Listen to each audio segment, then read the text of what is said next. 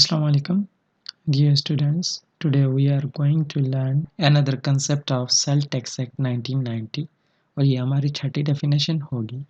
जैसे कि हमने पिछली वीडियोस में कवर किए हैं कुछ इम्पोर्टेंट कॉन्सेप्ट्स जिसमें आ जाता है active tax payer, appropriate officer, appellate tribunal, arrears और एसोसिएटेड पर्सन। और आज हम पढ़ेंगे एसोसिएशन ऑफ पर्सन। तो आए बढ़ते हैं हमारे कंसेप्ट की तरफ, जो कि बहुत इम्पॉर्टेंट कंसेप्ट है और बहुत ही कम लोगों को समझ में आता है। तो इसलिए अगर आप चाहते हैं कि आप ये concept association of persons clear करना चाहते हैं तो आप इस वीडियो को ज़रूर देखें। और इस वीडियो को समझने के लिए आपको एसोसिएटेड पर्सन को भी थोड़ा बहुत पढ़ना चाहिए, जिसका लिंक ये दिया जा रहा है, आपको स्क्रीन पे शो हो रहा है, तो उसको क्लिक करके आप सुन सकते हैं। इसी तरीके से बाकी लिंक्स डिस्क्रिप्शन में दिए गए हैं, आप देख के तो बाकी कंसेप्ट भी क्लियर कर सकते हैं। तो बढ़ते हैं हमारी आज के कंसेप्ट एसोसिएशन ऑफ पर्सन की तरफ। What is association of persons? जैसे आप इधर हमने जो भी डेफिनेशन दी हुई है वो हमने एक्ट से उठा के दी है, लेकिन उसका कंसेप्ट क्लियर करवाने के लिए हम आपको समझाते हैं। कुछ ऐसी वर्डिंग होती है जो हम खुद इंक्लूड करते हैं, क्या एक जो स्टूडेंट है वो पढ़कर समझ जाए। तो देखिए एसोसिएशन ऑफ पर्सन्स इंक्लूड, अब देखिए एसोसिएशन ऑफ पर्सन्स को आप तब समझेंगे जब जानेंगे कि इसमें किस किस चीज़ को इंक्लूड किया जाता है, तो फिर आपको कंसेप्ट समझ आ सकेगा। एक एसोसिएटेड पर्सन तो हमने पढ़ा था, अब हम एसोसिएशन ऑफ पर्सन पढ़ते हैं। देखें अ फर्म है, अ फर्म होता क्या है? अ फर्म एक लीगल एंटिटी नहीं होती। 2-3 या 4 बंदे पार्टनरशिप करते हैं, 2 बंदे पार्टनरशिप करते हैं तो वो एक चीज़ का नाम दे देते हैं, तो उसको हम फर्म कह देते हैं, जिसकी कोई लीगल रिकॉग्निशन नहीं होती। वो जस्ट 2 बंदों ने खुद बनाया होता है, ठीक है ना, उस पे कोई कानून नहीं, लॉ पास नहीं है, ठीक है ना। अब देखिए अ पार्टनरशिप ऑफ 2 और more person that is not recognized as a legal, ठीक है। अब फर्म का आपको समझ में आ गया। फर्म हम आगे भी पढ़ेंगे इसी डेफिनेशंस में सेल टैक्स की, तो आपको उम्मीद है यहाँ इतना ही समझना है, कोई बढ़ा कर नहीं समझना।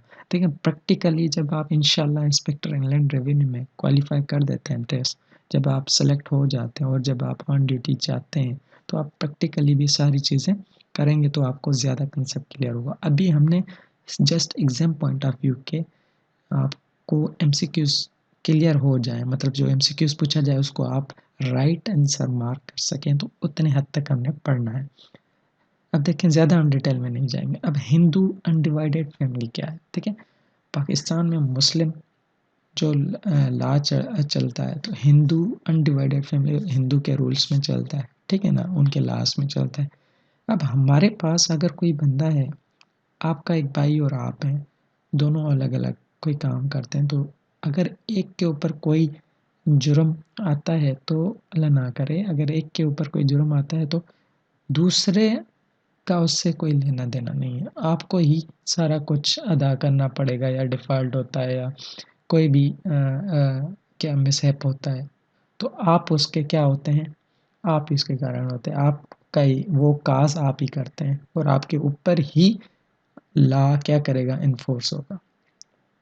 लेकिन हिंदू अनडिवाइडेड फैमिली में ये होता था, ये रूल के हिसाब से, कि अगर एक भाई है, वो एक मिसहैप करता है, कोई गलत काम करता है, तो उसका जुर्म उसके अपने आप पे नहीं, उसके भाई पे भी लग सकता है अगर वो मौजूद हो तो इसमें क्या है कि हम ये एक हिंदू अनडिवाइडेड फैमिली का रूल था, ठीक है ना। तो एसोसिएशन ऑफ पर्सन में हिंदू अनडिवाइडेड फैमिली भी आती है।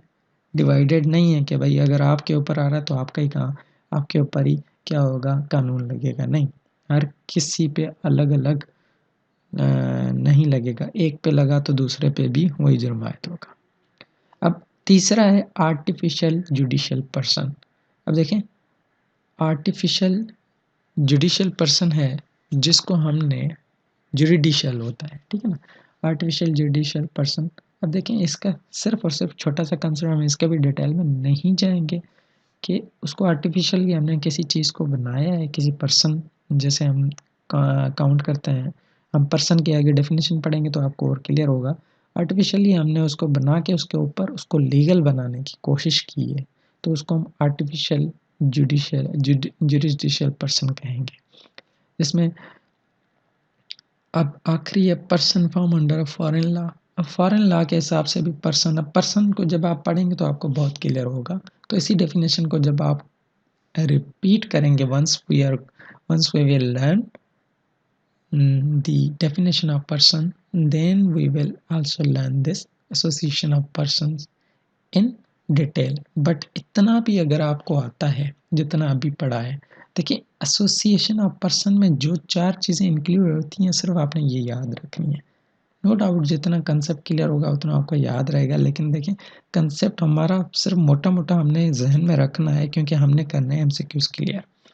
तो एसोसिएशन ऑफ पर्सन, अगर ये 4 चीज़ें आप याद रखते हैं तो यकीनन आप इसका एमसीक्यूज कर सकते हैं। इसमें अफर्म इंक्लूड हो जाता है, Hindu undivided family, artificial judicial person, और क्या हो जाता है person form under a foreign law. अब देखें इस पे क्वेश्चन कैसे रेज हो सकता है, एग्जामिनर क्वेश्चन कैसे पूछ सकता है वो भी हम आपको दिखाते हैं।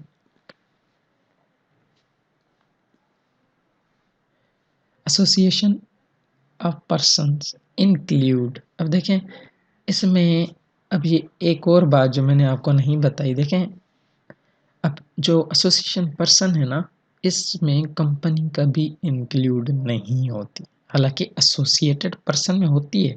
एसोसिएटेड पर्सन में हमने क्या पढ़ा, अगर दो कंपनी के, एक कंपनी और दूसरी कंपनी एक दूसरे की इंटेंशन पे कोई काम करती है तो वो भी एसोसिएटेड पर्सन हो सकता है, ठीक है, एसोसिएटेड पर्सन हो सकते हैं। लेकिन एसोसिएशन ऑफ पर्सन में कभी भी कंपनी इंक्लूड नहीं होगी, तो ये जहन में रखना है आपने। जैसे कि इस पे क्वेश्चन हमने क्या देखा, associated of person include dash.